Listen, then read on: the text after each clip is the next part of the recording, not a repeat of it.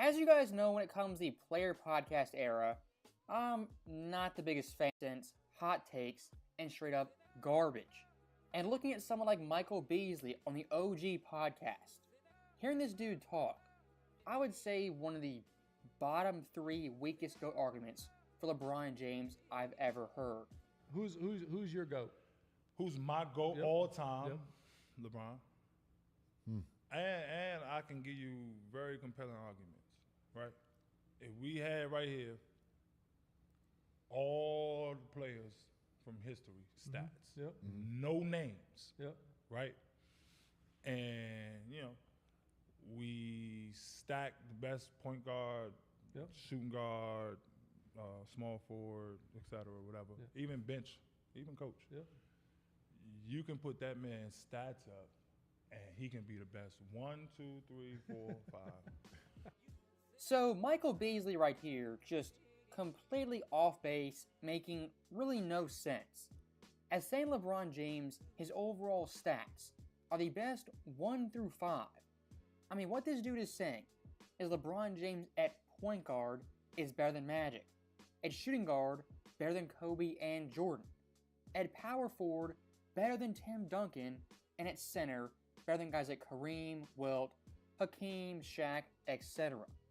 Now, the positive with Beasley having this awful take, now we're going to educate the fans about the actual best players at every position.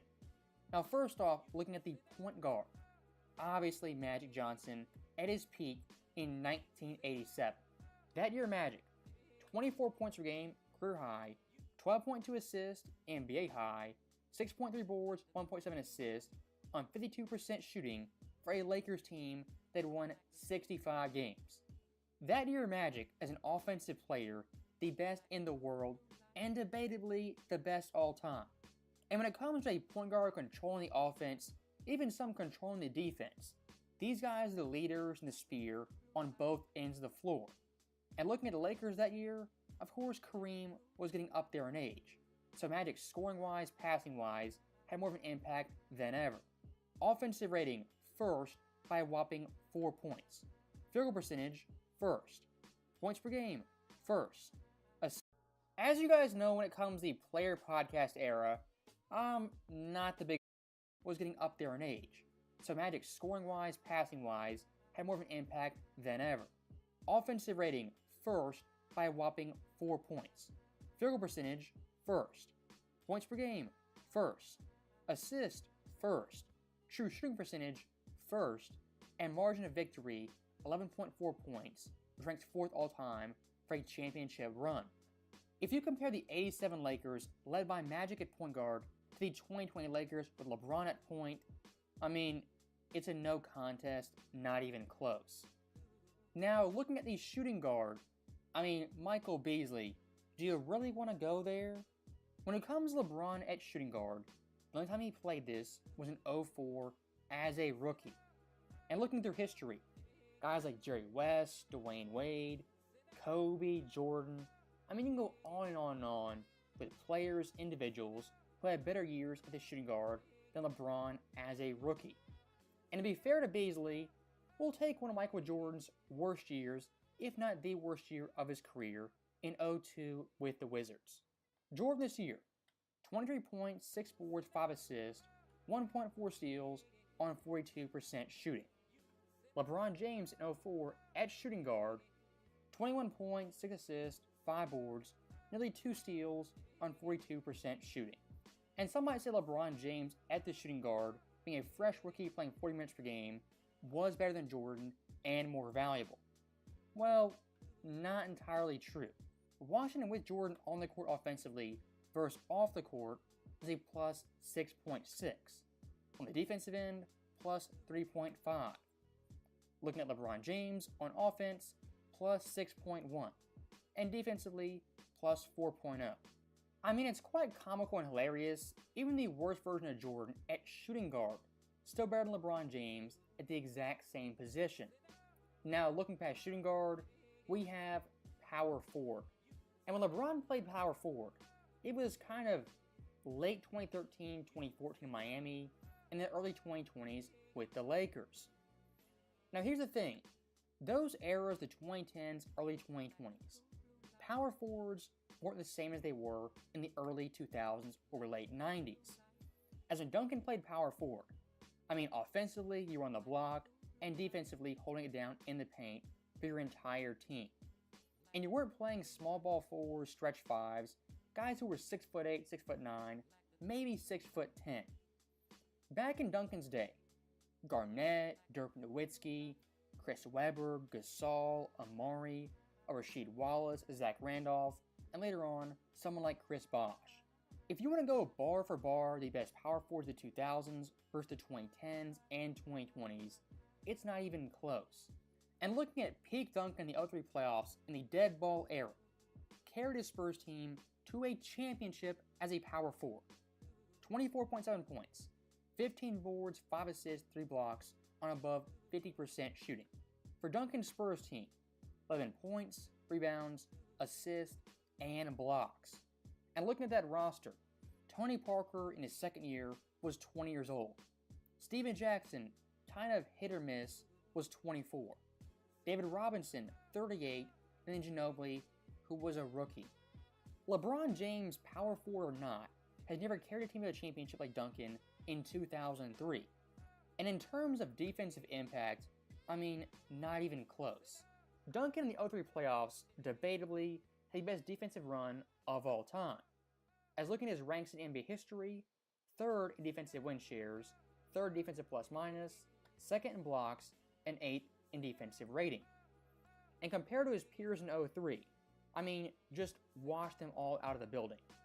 Defensive win shares 1st, defensive plus minus 1st, blocks 1st, and defensive rating 2nd.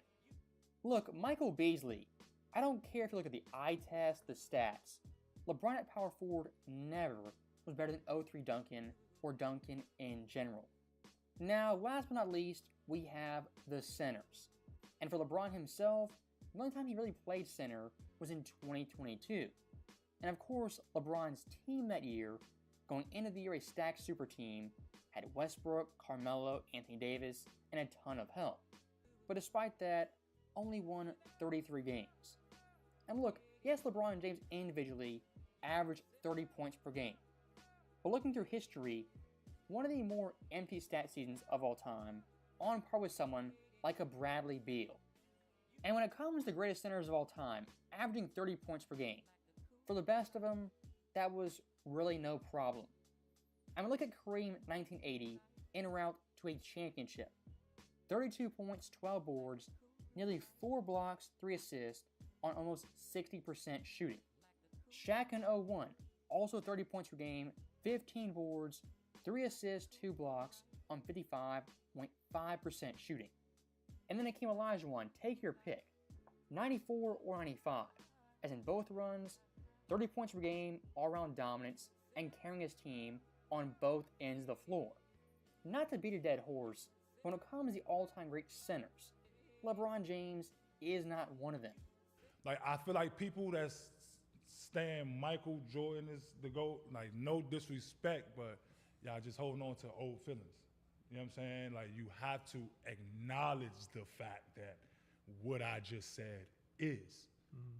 You know what I'm saying? Like, he got 40,000 right now, counting. Yeah. And, dog, you seen his resume, bro. Yes. Dog. So that right there is the last Beasley clip. And like earlier, this guy, his arguments, really no substance.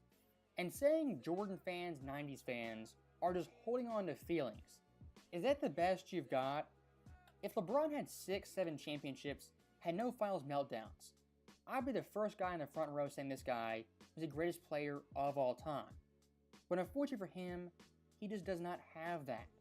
Now, the funny thing about this argument, you can flip it on its head by saying fans today, players today, are prisoners of the moment with LeBron James. I mean, it goes both ways. Recency bias and nostalgia. Does it exist? Of course it does. But when looking at Jordan's career, Jordan's resume, versus LeBron's career and his resume, in my view, not really close who's better all time.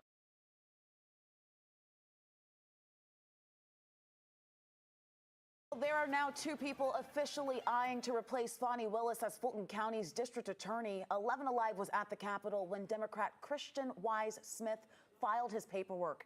He ran against Willis 4 years ago, but today he said this doesn't mean that he's 100% committed to challenging her in the May Democratic primary election. Right now, we're just weighing our options, man, and this was a necessary step, you know, to put our hat in the ring should we decide to do that. And then, you know, y'all will be the first to know once we make that call. Courtney Kramer is shaping up to be the Republican challenger. She actually interned in the White House counsel's office under former President Donald Trump for 3 months in 2018. After filing her paperwork, she took a shot at DA Willis. You should be prosecuting crimes, putting criminals behind bars, and keeping Fulton County safe. And I'm not scared to run against Fani Willis, but what I am scared of is the Fulton County I am seeing under her leadership right now. All right, guys, so we got to talk about woke Fulton County DA Fani Pack Willis once again, because apparently she can't keep her mouth shut, okay, which is really par for the course when it comes to these liberal women, because the three altars of liberal women are the feminist altar, the racialist altar, and the narcissist altar, right? And for certain, Fani Pack has all three of those altars, and she has channeled all three of them throughout this whole process. I mean, she almost got kicked off of the RICO case because she decided to have a sexual relationship with a special prosecutor, Nathan Wade, that she hired to help her persecute her political opponent, former President Donald Trump. Okay, she decided that it would be a good idea to get her cheeks clapped, to allow Nathan to throw his hot dog down her hallway while paying him to go after Trump, and also going on these extravagant vacations paid for by taxpayer dollars, while paying him a king's ransom to be a part of a case that he was not qualified for. Okay, I mean, this is clear and obvious corruption. It, in my opinion, was an actual conflict of interest. However, the cowardly judge, Scott McAfee, decided that no, there's not an actual conflict here. It's just an appearance of impropriety, which is not enough to disqualify Fani Willis, although there is a odor of mendacity, aka he believes that they're lying. Okay, specifically, he called out Nathan Wade as a liar, and he decided that, you know, Fani doesn't have to step down, but if she doesn't step down, then Nathan Wade has to step down. Okay, and of course, Nathan Wade stepped down. And also another part of his ruling was the discussions about Fani Pat Willis and her race baiting openly in public, namely in black churches, where Fani Pat Willis infamously played the race card, okay? Basically tried to say that the accusations against her wasn't because she was running around and engaging in 304 activities as a prosecutor, putting herself in this situation, a situation that she did not have to be in. No, it wasn't that. Had nothing to do with her own actions, okay? It had everything to do with racism, okay? Trump and his team and the Republicans and conservatives, they're just racist, right? They just don't like black women. They don't like Nathan Wade because he's a black man, and that's the only reason they have questions about the relationship in the first place. Again, it wasn't the appearance of impropriety or the fact that there could be in conflict, which in my opinion was there. No, it wasn't that, okay? It was race. Now, the judge ruled that although what she said was legally improper, it was not enough to disqualify her from the case, because her playing a race card in public could potentially taint the jury pool out in Fulton County and make it harder for President Trump and his co-defendants to have a fair trial. Now, you would think that somebody who's not a narcissist would understand that, hey, you know what? This case is on life support. Let me close my mouth, right? Let me stop talking about race. Let me do everything that I can to save this case after being humiliated by the fact that, hey, this case basically almost fell apart, and it still could fall apart.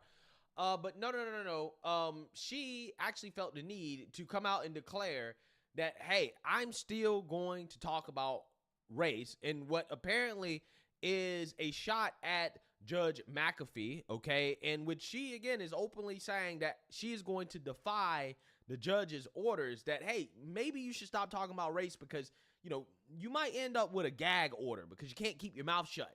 Take a look. And it's hard out here always having to prove yourself 2 and 3 times. Recently, they tell me they don't like me to talk about race. Well, I'm going to talk about it anyway. Truth is, it's some challenges that come to being black. And I see so much greatness in this city that has so many great African-American leaders. And I appreciate all of the sacrifice that you all have had to make to be in these positions. So, Chief Meadows, thank you for your leadership. Thank you for having the intelligence to create an event like this where we recognize that you've had to go through a little more to serve. Yeah, so you see that, you heard that. That is Fannie Pack Willis seemingly defying the judge and basically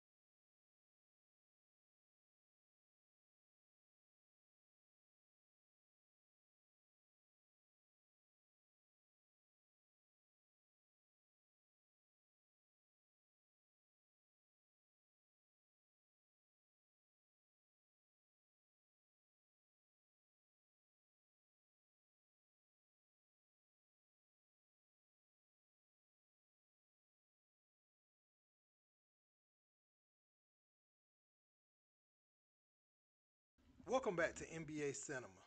So the age-old argument continues, man. Michael Jordan or LeBron James. And today we have none other than Nate Robinson and Mike Beasley going at it. Now, Mike Beasley recently appeared on Udonis Haslem and Mike Miller's OG's podcast. And he gave his take on why he feels like LeBron James is the GOAT basketball player of all times. And I always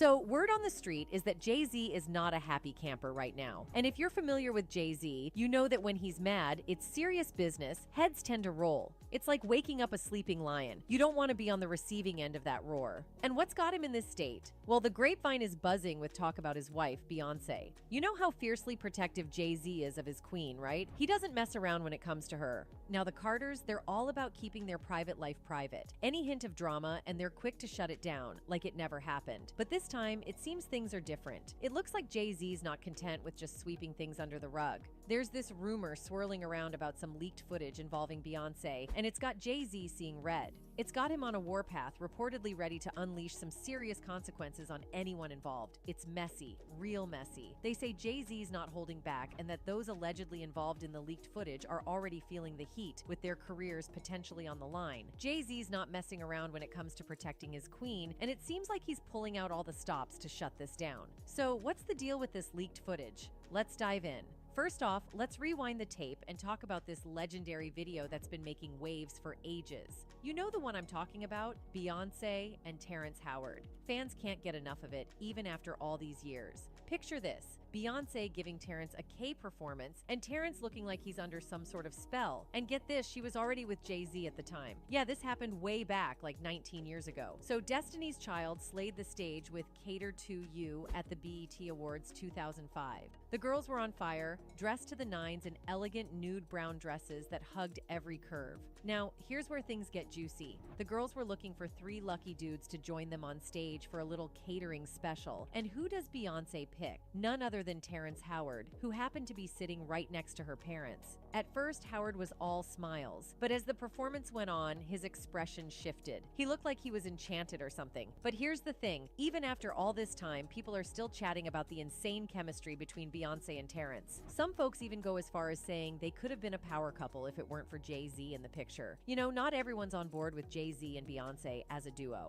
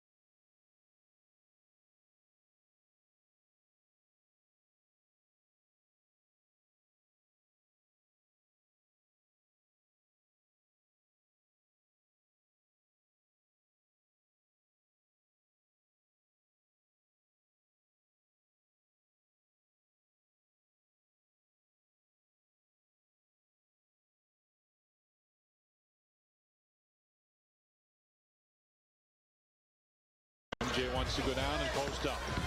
McIlvain over to double team. Michael underneath. Not only was he considered the most dominant player in the league, Michael Jordan was considered the GOAT of basketball after his 4th ring in 1996. And my favorite, the 96 Chicago Bulls. But what he didn't know was that the team he would face on a December night would mark an era in the NBA of the future. The Lakers newcomers, Shaquille O'Neal and Kobe Bryant, of course, would become a dynasty just a few seasons later, but before they became that legendary duo, they were hungry. The young team had acquired 2 superstars between free agency and the draft, and they wanted to start spreading their dominance. But this was still the Jordan era, a player with an ego that wasn't going to let any contenders just walk all over him. Their swag, their attitude, that didn't matter to Jordan. In MJ's head, those guys would never even come close to his throne. He was just wired a little differently. People always debated, who's the greatest player of all time? Dumb question. It should be, who's the greatest team? And on that cold December 17, 1996, it wasn't just any game. It was a clash between 2 NBA generations, fighting to either extend or impose their dominance in the best basketball league in the world. And most importantly, the outcome of that historic battle would be an analogy for the future of basketball. Kobe Bryant was the first to know MJ's influence. He was now his rival in the NBA, but throughout his life, he had been his idol. Kobe loved the aesthetics of Jordan's game and, of course, his competitive mentality, but no one wants to settle for second place, right? Especially not the Black Mamba. So when he was just 18 years old, he got his first chance to stand up to Mike. Hey, you only got 3 now. I get 6. I would get that foul. You only got 3 now. And next to him was Shaq, the superstar, who had arrived in free agency to turn the Lakers back into a competitive team. But it wouldn't be easy, because in 1996, the Jordan era was at its peak.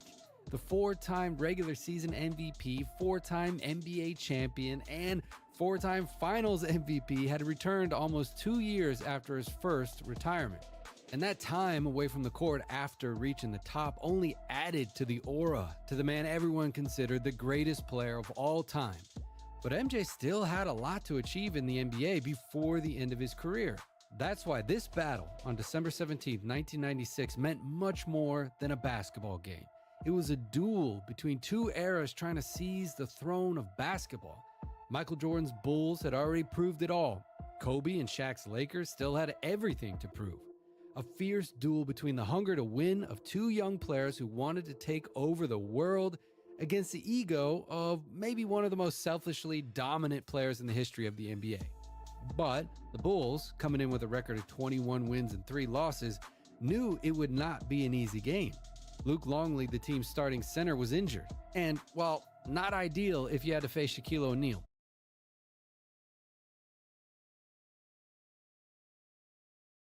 The Lakers were coming in with a record of 18 wins and 8 losses and would try to take advantage of their center strengths against the depleted Bulls. And Bill Wennington, the starting center for the Chicago Bulls this game, had an unexpectedly high responsibility. When the game began at the United Center, the Bulls had a clear game plan. Finding Jordan in the low post whenever possible was Phil Jackson's main strategy. And, well, it didn't take long for MJ to show why. Not even Shaquille's help side defense prevented the Bulls star from making the difficult buckets. Even the TV crew were so delighted with the play that they showed the replay in detail. But he wouldn't be the only dominator of the game, of course. Always fearsome Shaquille O'Neal was beginning to show why, despite his youth, many people already considered him the best center in the NBA. His dominance was so absurd that not even a triple team could stop this guy. Throughout the first quarter, he absolutely abused his physicality to generate points easily. And the best you could do was to send him to the free throw line. Of course, that wouldn't stop Jordan from continuing to do his job on offense, as in this play in which he again demonstrates his versatility from the low post by converting an elite fadeaway jumper. When Jordan got the rock in transition, he tried to attack the rim hard, getting fouls like this one that translated into easy points from the line. And also, always taking the best possible decision, as in this play in which he finds Scottie Pippen on the left wing, from where he knocks down the three-pointer. During the first quarter, there are plenty of examples that demonstrate the intensity with which the Lakers defenders guarded Jordan. And don't forget that Los Angeles was the 8th best defense in the NBA during the regular season in defensive rating. And they had players like Eddie Jones who were ready to try to do whatever they could do to stop the GOAT. And the basic truth is that the Lakers had prepared for the game better. They were getting points in the paint all game long, thanks in part to Shaq's stellar play, and the Bulls couldn't find easy looks on offense. The first quarter score, with the Lakers leading 36-22, clearly showed this. Not only Shaq had a great first quarter, Nick Van Exel had gotten off to a very hot start in the game too. Meanwhile, rookie Kobe Bryant was still waiting patiently for his chance off the bench. And that's precisely where Jordan started the second quarter, taking a break, but he would be back in just a few minutes. Although the Bulls were way behind, the difference did not increase during the minutes that number 23 was on the bench, thanks to great plays like this incredible Tony Kukoc half-tip, half-pass. And curiously, when Jordan did come back in the game, Kobe entered at the exact same time. The Mamba would have the task of stopping the 8-time NBA scoring leader during his minutes on the court. Of course, on offense, Kobe didn't need too many instructions. On the first ball he touches, Bryant shoots the three-pointer from the right wing and knocks it down. This time it was Michael's turn, who gets an ISO from the right corner in front of Kobe himself. After a nice move, he gets to the paint and finishes with a dunk. Of course, knowing Brian, it wasn't going to end that way. A few minutes later, Kobe gets an easy layup in the paint after a great pass from Corey Blunt. But it was at this moment where Jordan decided to take over the entire game. First, with a shot from mid-range after receiving a screen where Kobe sinks in too much. Same distance as his next basket, in which after an offensive rebound from Dennis Rodman, he manages to find the GOAT to score again from mid-range.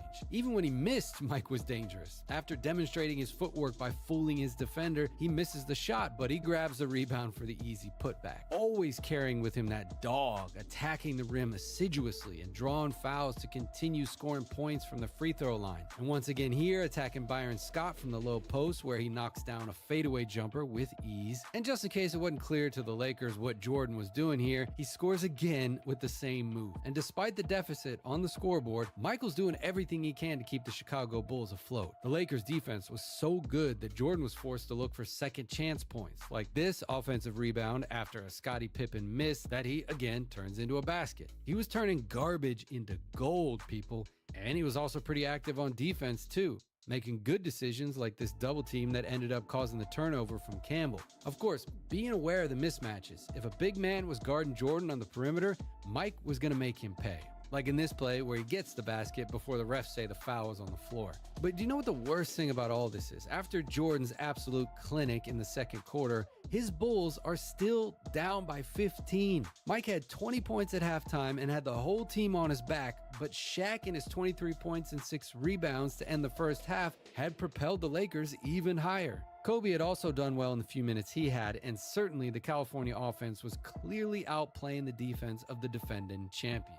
Now, as the third quarter began, however, Jordan began to struggle against the defense. The same shots that were cash in the first half weren't exactly falling anymore. The night was getting complicated for him, neither from mid-range nor from the paint. He even missed a layup that he would never miss. And the worst part is that these problems are not being experienced by Shaq, who continues to score over double teams as if they were basically invisible, and the Lakers were really threatening to break the game open. Now at this point, Jordan tries to find help in his own team with plays like this one where he passes to Scottie Pippen in the corner, who unfortunately misses, but actually that was a rare shot that night as the Bulls forward continued to help Mike with threes like this one. Even though Shaq was in the paint, that didn't scare Jordan either, as he continued to be aggressive from the low post and draw fouls. During that third quarter, he couldn't catch a break though. Refs calling travels, even though he did travel multiple times that play, but he did knock down some baskets from the paint with shots a few feet from the hoop, which was his most reliable range in that game. And during the third quarter, he was also active on defense again, with actions like this one in which he gets a great block on Eddie Jones.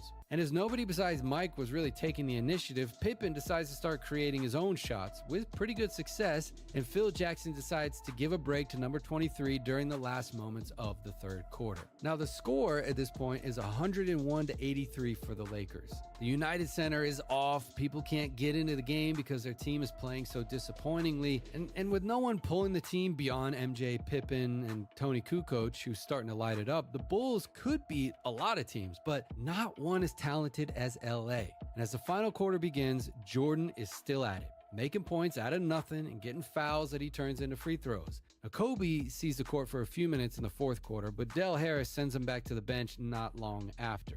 I mean, at the end of the day, Kobe was an 18-year-old kid who was playing in high school just last season. Meanwhile, MJ continues to play make and find open teammates who sometimes fail to convert, but sometimes do. In fact, when Kukoc was getting the ball in the second half, he was getting buckets because the Lakers were still guarding MJ extremely hard, picking up unnecessary fouls. Of course, that didn't stop him from diming up his teammates. I mean, he was dominating the game without really scoring that much. Kind of the same vibe as watching Jimmy Butler, who's able to dominate games just with his intangibles and basketball IQ, even in this era. Anyway, by the time the fans realize it, Kukoc, MJ, and Pippen are getting the Bulls back in the game. The atmosphere heats up, and the team's starting to get really aggressive on every play, which of course rubs off on the players and the fans, and Jordan is about to get a steal in a really crucial part of the game, but gets called for a very controversial foul. And after MJ draws another foul and scores one of the two free throws, Tony Kukoc scores this extremely clutch three-pointer with less than a minute left on the clock. So the game ends up going to overtime. The score is tied at 116. The Bulls tightened up on defense and had won the fourth quarter 33-15. But on the first play in overtime, Jordan shows elite IQ.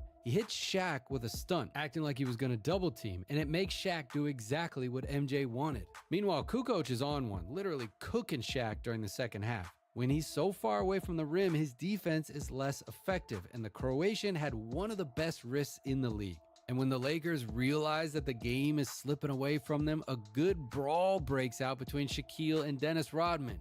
I mean, it's honestly a good thing they didn't actually give them time to fight each other, because I think that might have been one of the biggest fights in the history of the league. Anyway, just as the game started, Jordan gets fouled and knocks down two free throws to seal the game. The Bulls have come back from a 22-point deficit in a game that seemed impossible, and they made a huge upset in front of a franchise that would go on to become a dynasty. That day, Michael Jordan proved that this was still his era. If the Lakers had won that game, it would have changed their confidence. How, you might ask, just being a regular season game? Well, because beating those Bulls was like beating KD's Warriors, They were literally the best team in the history of basketball, with the permission of Bill Russell's Celtics, of course, and they had the greatest player of all time.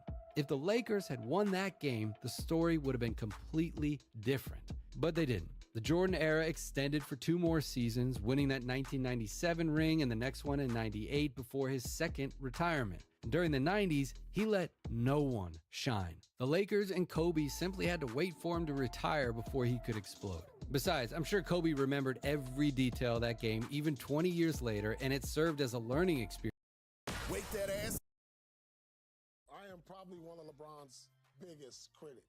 You are. And I will say this will be his greatest feat. I mean, we've seen him come back from 3-1 on a 73-win Warriors team, but come on, he's 39 years old. The Lakers are in the 9th slot. No seed under, let me say what, the 6th seed Rockets in 94, 95 have won a title.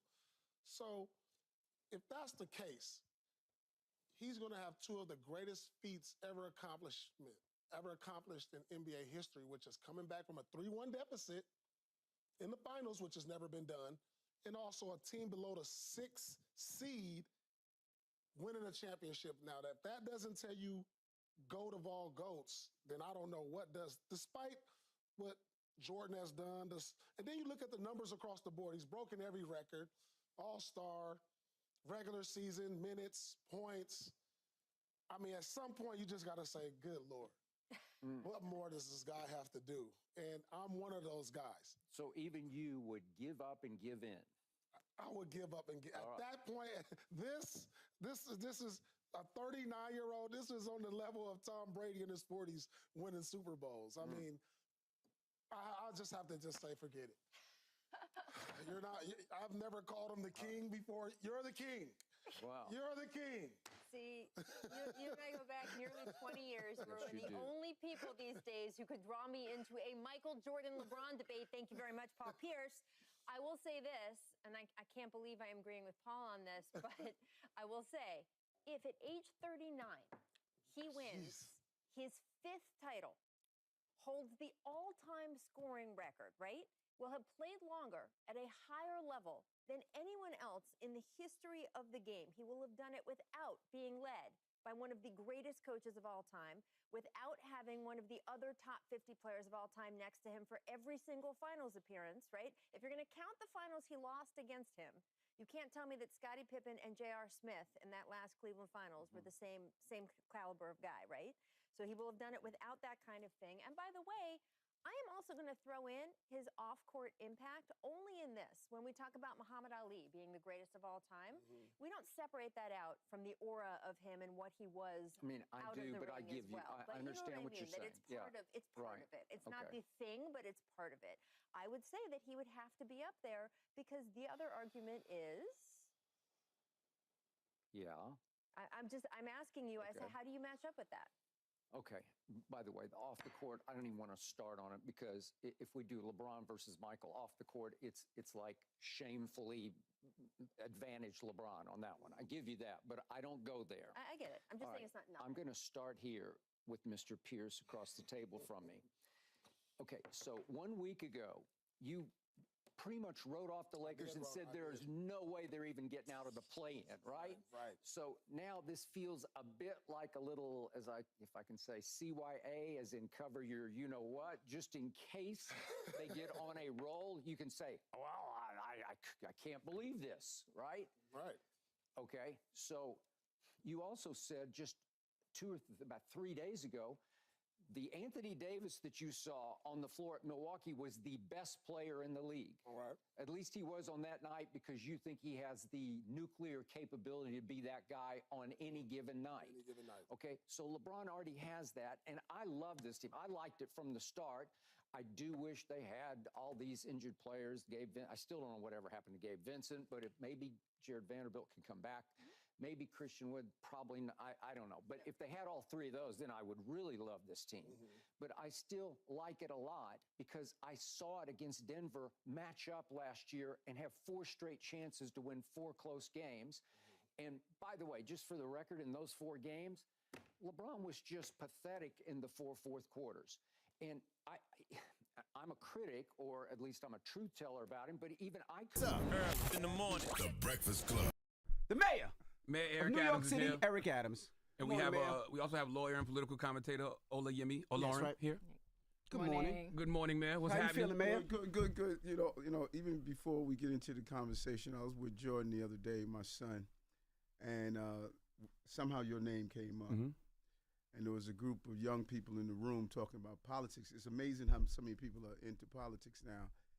And they came up with saying something about, there were people saying that how you were trying to push Trump. And so Jordan pulled up this video, one of your shows, where you broke down each time you were talking about what was wrong about his race. Absolutely. And just broke it down piece by piece. And Jordan said, Dad, you know what? Truth doesn't matter anymore with folks. People don't care about truth. Nobody cares about the truth. They don't care about facts. Facts no longer exist. I've never pushed Trump. I actually do the opposite. Exactly. Yeah. But we are in a generation where everyone gets up in the morning, look on social media, and whatever's on there, they identify it as the fact. The headlines. Exactly. No one goes into the body of the story. Everybody's just, well, you know what? This is what the headlines say, and that's the reality of it. And so it was like an eye-opener for him of how I said, Jordan, for over and over again, that one moment took away all those years of me saying, have your own facts. Don't let anybody define for you. You define for yourself. That's right. You know, and that's the power of this microphone. That's the power of media. Putting those facts out. If we don't control the message will control us. We got a lot to talk about today. A lot. Your city. So today we reported earlier about congestion pricing, right? Yes. What's your thoughts on that? I think it's gonna cripple New York City. You got a lot of people. The bridges already, the tolls already high. It's $17, I think, for George Washington, $11 for the Midtown tunnels. Parking is extremely high, and now getting into the city, it's going to hurt a lot of people to even drive in the city, and people are scared of the subways. You know, with everything been going on, people getting pushed into the train stations, crime, and people are scared of New York City. That's a lot. Let's unpack. Let's do the Yeah, first one right, first. right, right, right. The congestion You've been pricing holding on happening. to a lot. I have. You've been holding on to a lot. So, but let's break it down for a moment. Let's break it down in pieces so we can really understand it. First, let's deal with the stuff about people are scared of the subways. When I became mayor, no one wanted to be on the subway. We got over 4 million daily riders. Mm-hmm. I was talking to one of my guys. Was talking to a sister the other day, and she said, "You know, we have about 200-300 crimes happening on the subway system. We have 6 felonies a day on our subway system out of 4 million riders. Mm-hmm. Look at those numbers. Our subway system is a safe system, and we put in additional 1,000 officers to do the high visibility to deal with the reality, because safety is not only felt, it's perceived. So if those 6 felonies we got to get rid of. We're clear on that. But people are back on our subway system. But when you deal with specifically congestion prices, a lot of people don't realize these are the city streets, but we had no authority on it. Albany passed the law and turned it over to the MTA. This is the MTA's baby. They should have allowed the city to be able to control how congestion pricing was done. So that $15, we were able to fight to get $100 million to deal with the environmental impact in the Bronx. We were able to fight to get those who are shift workers to get a discount, those who make less than $50,000 to get a discount. But this was a bill that came out of Albany. So you don't agree with it, or do you agree with it? No, I agree we got to deal with something with the congestion in our city, but you don't pass on the cost of that on low-income New Yorkers or those who have to come to Manhattan. You may have to have go into your chemotherapy, and this is the doctor you have to go to. You should not be hit over the head because of people that live in the area. They're saying that people that actually live in the area, when they drive, if they got to drive uptown to the doctor or they got to drive, they get charged too. Yeah, but I'm not feeling with people that live in the area. Central Manhattan, south of 60th Street, has the best transportation system on the globe. You got crosstown trains, you have south and north trains, you have buses that go across town. There's no place else on the globe that you have the greatest access to public transportation than people south of 60th Street. So I'm not feeling them. If they're saying that we don't want to pay, you know what, you need to get on the train. I take the train, so you can get on the train. I'm talking about low-income New Yorkers should not have to carry the burden of that. And we ask to have more and a greater input and the shaping of that, but we don't. People don't often realize we're creatures of Albany. Albany passed the laws. We have to implement the laws that are down here. Would you get on the subway? Yeah, I think you're right that there is a difference between perception and fact and how people feel about safety and the way people feel about the subways. And I think it's your own rhetoric about the subways that has a lot to do with why people feel scared, despite the fact that millions of people ride the subway every day without incident. But you've continued to fearmonger about crime in the subways. You've added 2,000 police officers, despite the fact that you've acknowledged that the subways are not that dangerous. And I think you're right. Poor New Yorkers should not be the ones who bear the brunt of this, but they will if they already have the subway being turned into a place that they have to fear, that there's a National Guard, that there's a hyper-visibility of police, that they're trying to stop people with certain records from even using them, and now you have this congestion price. So how do you reconcile that? Well, let's go before. First of all, I would love to give me the quotes on my rhetoric, because I'm lost on that. Can you give me the quotes? Oh, that you fearmonger about the subways? Yeah, you've consistently done that since the day one of your administration. One of the first things you did was add 1,000 officers to the subway because you claimed that the subways are unrideable. You and Hochul did this and said how dangerous it is, and you recently did that when you deployed the National Guard. Sister, but that wasn't my question, Queen. My question was, what was my fear mongering? What did I say? You continuously say, I could point to a number of videos and quotes and everything from you, but you've said repeatedly that the subways are dangerous, that New York is dangerous. You complain about crime relentlessly. So what I'm saying to you is, if you are saying that New York is the safest city, it's one of the safest big cities in this country, which is true, and you're recognizing that the subway stations are in fact not half as dangerous as they're presented to be, I'm saying, how do you reconcile how your rhetoric has played into people's fear? And not even just rhetoric, I would say the actions, because she's right. If you tell us which is different, different. But it's the same thing though. If you put 1,000 police officers in the subway, 2,000 police officers in the subway, that don't make us feel safe. We think something's wrong if you're doing that. Let me peel back again, because you gotta always peel back this stuff, because oftentimes how you depict in the media that I don't control is how people interpret you. I didn't put the National Guards in the subway. The governor did. I know, but I know what you said. But you said, Eric. You stood with Governor Kathy Hochul and you co-signed that decision. You did. And I'm not saying this as someone who's following social media. I'm saying that as an attorney in the city and an activist who follows everything that you do. Yeah, I'm glad you do. Because then you'll realize how I turned the city around. If you follow everything I do, you'll realize I would say no, but we could get to that next. Loosen up your tie, man, Adam. It's gonna be a long day. Listen, and I enjoy every moment of it. That's right. You know, because this is what I do. Right. You know, when you come with a serious history, if you follow everything I do, you know how long I've been doing this, and you know what my record is. So let's peel back what you just stated. When fear is perceived and felt, that's what fear is. So no matter, as I shared, that we have 6 felony crimes a day with 4 million riders, if people feel unsafe, when we get in the subway system, I ride the subway system, and I talk to commuters, and I say, what are you feeling, and how do I help you with that fear? They say, Eric, we see more visible uniform officers in our subway system. We're going to feel safer. We got it. Oh, let me, can I peel You it can back talk. You can peel it back. So we got it that the numbers are down. We got it that we're back on the subway system post-COVID. But when we see, this is what the public is saying, when we see the visible presence of a uniform officer, we feel safer. Now, you may say, Eric, I don't want to see a visible presence of a uniform officer, and that's cool, but that's not what the overwhelming number of New Yorkers are saying. And I'm saying to you, the New York City Comptroller, Brad Lander, recently put out a report finding that 50% of the city is disappointed and does not feel safe based on your rhetoric about the subways and your over-police presence. Okay, well, sister, first of all, that's not what it says based on Eric's rhetoric. That's not, you keep using. No.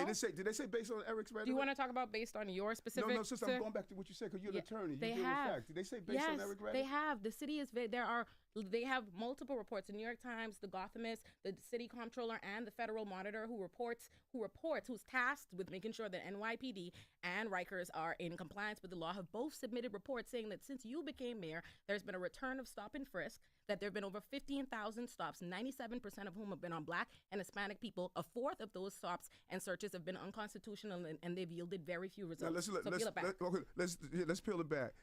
Eric Adams, 100 Blacks in Law Enforcement, testified in federal court that the federal court judge stated, based on Eric's testimony, we are going to rule against the police department. We were dealing with 1 million stops a year when I was with 100 Blacks in Law Enforcement. My advocacy is what turned it around from that 1 million stops a year. Look at the numbers right now. I am looking at the numbers. My advocacy and showing how to do policing correctly, because it's not that you want to eradicate proper police practices, you must make sure they do them right. And that is what I have been able to accomplish in this city, taking over 13,000 guns off the streets of the city of New York, who the victims are Black and brown people. When I go to community meetings and talk to community residents, they don't tell me, Eric, we don't want more police. They say, Eric, we want our police doing their jobs correctly. And that is what I'm doing. The Federal Monitor, who is tasked with ensuring that NYPD is following the law, conducted an analysis. Came under who? Conducted an analysis that happened 8 years ago, but they're still here monitoring what you're doing. And they said that you have brought back stop and frisk policies that are worse than they saw even during the Bloomberg era. But more importantly, they analyzed the neighborhood safe. Show me that. I could show you the report is available, and I know it's been available to you because your spokesperson has commented on it. They did an analysis of over 10 precincts, you can't keep putting out 10 stuff different that's precincts. factual, That is sister. factual. There's a Federal Monitor reporting to Judge T. Swain on it and presenting the information. They said that, yes, listen, let me finish so you can peel it back. They conducted an analysis of 10 different precincts, and of the stops of 10 different precincts, they found that 97% of them, by the way, of the neighborhood safety teams that were disbanded in 2020 because of their disproportionate abuse against Black and Hispanic people that you revived, they analyzed 10 of those different neighborhood safety teams and found that they're conducting 97% of their stops on Black and brown people, and a quarter of them are unconstitutional. That's what the Federal Monitor said, not me. Yeah, and at the same time, let's be clear on this, because what you're giving the perception of, this is a Federal Monitor that came in long before I was mayor. Can we agree on that? Yes, they monitor NYPD, not you specifically. You're the mayor. Right. Number two, I have been the mayor for 2 years and 3 months. We've had a tradition of over-policing for generations. And they said it's worse now that you're here. That I fought for. We had issues of over-policing for generations that I fought for. We acknowledge what my history is in this place. So 2 years and 3 months, we are turning around, not only over policing, but we're turning around the crime. Because when I came to this city, we had a 40% increase in crime. And most of that crime, black and brown communities. You became mayor after a global pandemic in which there was record unemployment, business loss, homelessness, and you're not drawing that connection to it. You're making, no. But what I'm saying is crime is connected to what is happening in the city and the experiences of people. This is the most expensive city in the world. We had a global pandemic where businesses closed and people were out of work. So if you saw crime, it was connected to that. But you're saying also private sector jobs. Come on. Also, you're saying that you've turned it around, NYPD's abuses. But just last year, we paid out $150 million in settling police misconduct from NYPD, and that was double the number. That's double the number in police misconduct since you became mayor. I noticed something. I noticed how much passion and commitment you have. It's one of your constituents. Yeah, and I'm one of my constituents too now. Right. You know what I'm saying? And I grew up in this city. I noticed, and this is what I hear often of those who articulate when a person in a blue uniform commits an inappropriate act. Balance that with what we're doing to take the violence out of our communities. Because I know what I hear when I go to these community meetings. I know what I hear when I go speak to these mothers who lost their children to violence. I know what I hear. You are not even talking about that at all. You know, first of all, I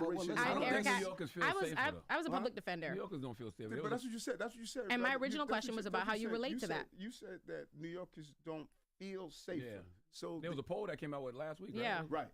And in that poll that came out by the CBC, it stated that the priorities of Mayor Adams is moving the city in the right direction. My priority. Now remember, 2 years, 3 months, brother. 2 years, 3 months. I inherited a pandemic. I inherited 180,000 migrants and asylum seekers that can't work, that we have to house them every day. I inherited. You called for a lot of them too, though. No, we didn't, brother. You said it was a sanctuary city. You told them. Okay, let's see. That's why it's important. That's why it's important to have this conversation, because sanctuary city and the migrants and asylum seekers are two different issues. Sanctuary city, if you're undocumented, we can't turn you over to ICE or authority. Migrants and asylum seekers were paroled into here. They're here legally. They were paroled into. But what the federal government did and Governor Abbott did, they said, we're going to send them up to Chicago, New York, Boston. And the federal government is saying, Eric, you can't allow them to work. You got to give them housing. You can't stop the buses from coming in. You cannot turn them over to ICE. All of that is illegal. If I do that, we're breaking law. So when people look at the migrants that are here, we didn't call people to come here. They were sent here by Governor Abbott, and the failure to secure our borders is allowing this to continue. And we're not getting any money from. We got about $100 million out of a $4 billion price tag. Look at Chicago right now. Look what's happening in Chicago right now. My brother, Mayor Johnson over there, what's happening with him. Look what's happening in Boston. Look what's happening in Houston, Los Angeles. And then do a comparative analysis of what's happening on our streets here. Wow, we dealt with that crisis, turned around our economy, outpacing the state in reading and math of our young people. I've been on Rikers Island more than any mayor in the history of the city, talking with inmates and correction officers to turn around what's happening on Rikers Island. I know you go to Rikers in 2022 when there were 3 deaths back to back because corrections officers left their posts and allowed it to happen. You went to Rikers to express your support for the corrections officer. I know you go to Rikers. I do want you to do, Mayor Adams. But you keep giving out misinformation. It's not misinformation, Mayor Adams. I'm quoting the Monitor. I was on Rikers Island this week. With a group of 12 young brothers who recommitted themselves to Christ. I went to see them in the morning. We prayed together because they said, this is not the first time you've been here. You've been here over and over, visiting us, talking to us, nurturing us, because I know what it's like to be locked up, because I was locked up as a child. I know you were. So I know what it's like to be treated unfairly because I'm dyslexic. When you do an analysis of the number of young brothers and sisters who are in Rikers or in jail, they're dealing with learning disabilities because they were never given the support that they have. That's why I have dyslexia screening, so we can catch people who are thrown overboard before they get thrown overboard. So we have a philosophical disagreement. I'm glad that you brought up Rikers.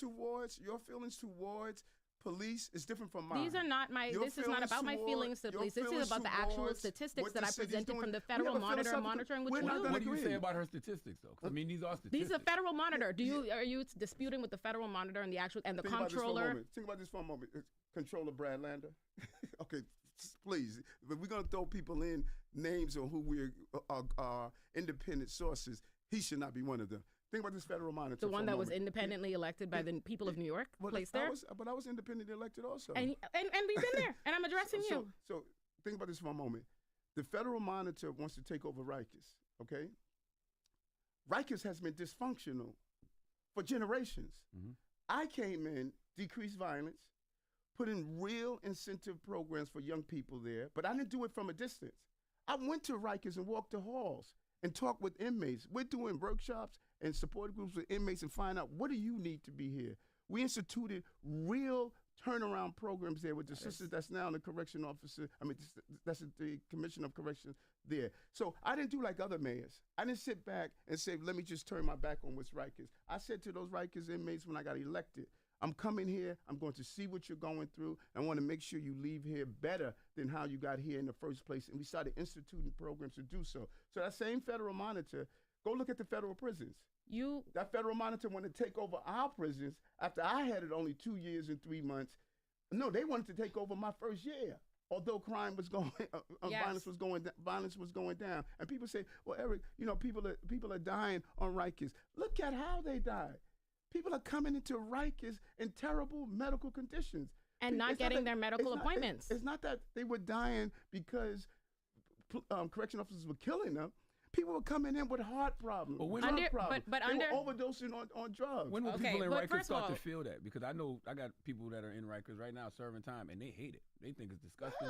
They're trying to raise awareness to it. Who likes shells, brother? Who likes shells? Respectfully, Mayor Adams, fundamentally, the things that you were saying is untrue. You actually cut $17 million that were used for classes for people at Rikers to re-enter society. Those were cut under your check out the programs. Those were cut under your administration. We were spending millions of dollars. 31 people have died at Rikers since Eric Adams became mayor. Millions of dollars for these professional folks to do these programs, reentry programs, millions of dollars, 7 people sitting inside the class.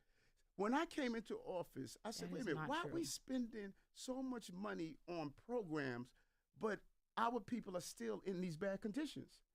People have profitized poverty.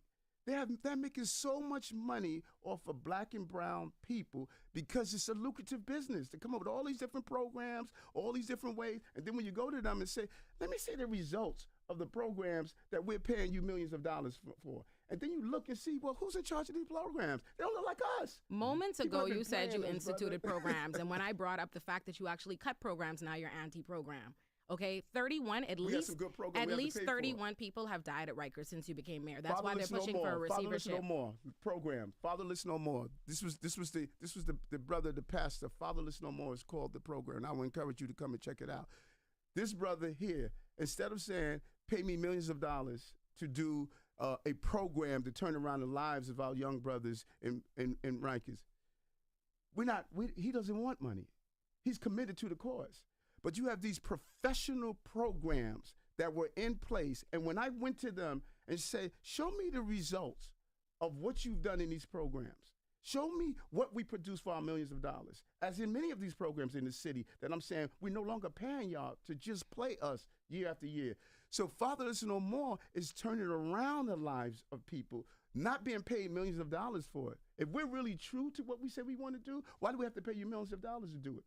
You know, why don't you come on Rikers like I do and volunteer? Why don't you come and really be committed? Because people are not committed to us, brother. They've been playing us.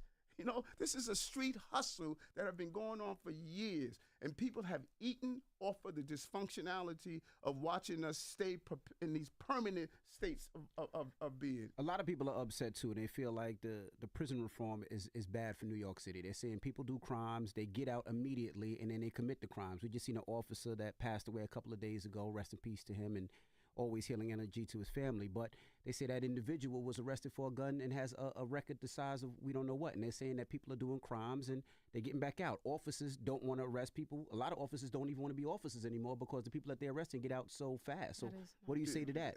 And brother, let me tell you something. I say this term all the time. Idealism collides with realism. Mm-hmm.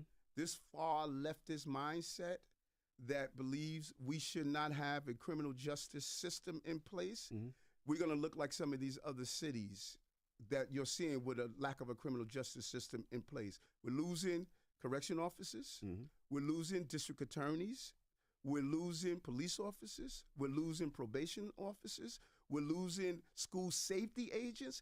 Every piece of our public safety apparatus that the everyday working class person wants, we're seeing it all of a sudden erode. And we're going to lose the foundation of our prosperity, and that's public safety. So when you look at these cases, we have 3 problems in this city that if you dig into it, you'll see how they continue to intersection between each other. What are they? We have a recidivist problem. This is not true. It's a revolving door. 38 people that assaulted transit workers were arrested 1,100 times. 545 people that were arrested for shoplifting were arrested 7,500 times. The person who shot that police officer, his driver, was just arrested for having a gun in April of last year. Now he's back doing the same thing all over again. These guys are arrested 10, 15 times. It's a small population of people that are repeated offenders. The second problem that we have in the city is a severe mental health problem. I'm not talking about just somebody that's depressed, someone that's going through a bad day. I'm talking about a severe mental health problem. Go look at these cases of assaulting passengers, pushing people on the subway track. The cat that pushed the person on the subway track the other day, in and out of the system. And so when I came into office, I said, we can't keep just walking by these people that are dealing with severe mental health issues. We need to give them wraparound services and care. The far left pushed against me. Oh my You gosh. inhumane. You just want to take people off the streets. I said no. In this city, That is people are not not what going to live. happened. People are not going to live in encampments.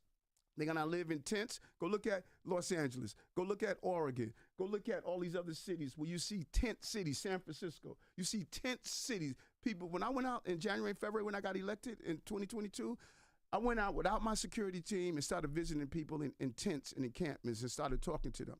Bipolar, schizophrenic, human waste, drug paraphernalia, stale food. They didn't even realize they were in that state. When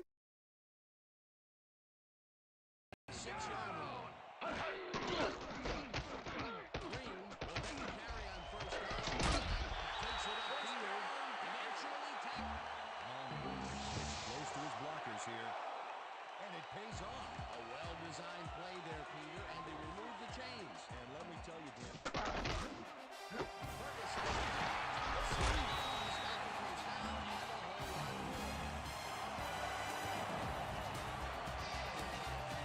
there's something to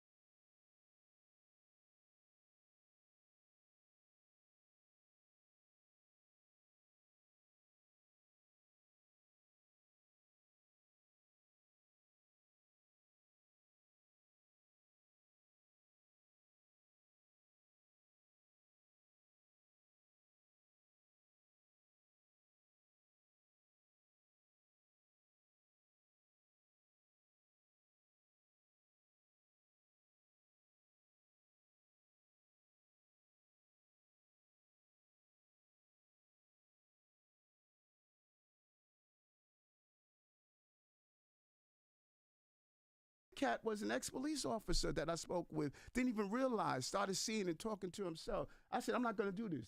My city's not going to be like San Francisco. It's not going to be like these other cities where you're watching people living on streets in tents and tents. You don't see that in New York City. Third problem we have is random acts of violence. Those random acts of violence are being highlighted. If you have 24 hours in a day, and something that happens to you in an hour in a day, you start to define yourself as that entire day. Those random acts of violence are plastered on social media. They're plastered on the NYPD newspapers. Twitter page. They're plastered on everything.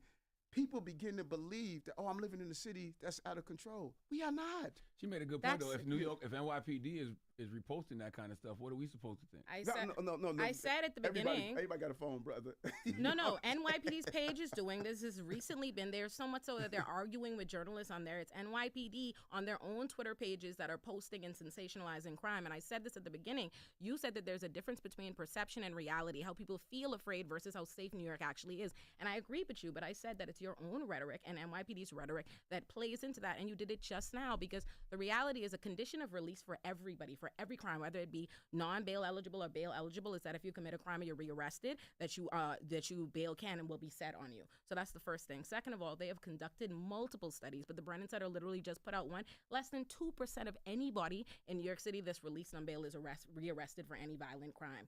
More importantly, in the same breath that you want to sensationalize, we want to highlight and point out, an officer was killed the other day, which is a rare occurrence across the United States, but let alone in New York. New York police officers have killed at least 7 people this year, including a 19-year-old. An NYPD officer killed a 19-year-old in Queens yesterday. I'm not going to dismiss the loss of a life of an innocent person that wears a uniform to protect us. But you do, of the 31 people dead at Rikers, and the 19-year-old killed yesterday. I feel like I don't want to take you out of context, and I don't want people to all of a sudden criticize that you're being dismissive of a young man being shot and killed. That's not going to work on me. I'm not trying to work anything on you.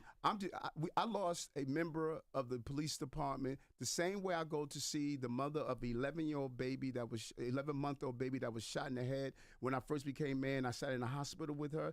The same way I go visit these mothers who lose their children to gun violence, I go see them. Yes, but not the mothers of the people who are dying in Rikers. Just as I go to see the family member of a slain police officer, I go visit those parents that lose their loved ones to violence. Are you visiting the family of the? You do that? First of all, yes, I did. I held a Riker. I represented hundreds. You went to visit the family member of a slain officer? No, not the slain officer. Okay, of course you did. No, but what about the 19-year-old that was killed yesterday?